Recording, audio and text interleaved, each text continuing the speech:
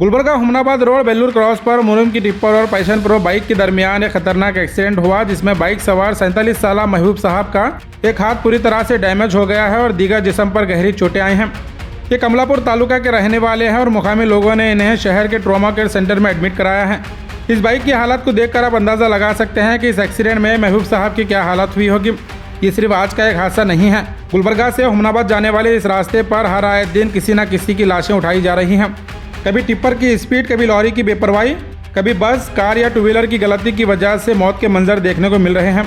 और आज से 3 दिन पहले भी एक एक्सीडेंट हुआ महागों के करीब, जिसमें 2 लोगों की स्पॉट पर मौत हुई थी। आप सभी से गुजारिश है कि अपनी जान की हिफाजत करें, हेलमेट पहनें, स्पीड को कंट्रोल में रखें और अपने साथ साथ सामने आ रही व्हीकल का भी ख्याल रखते हुए पूरी हिफाजत के साथ ड्राइव करें।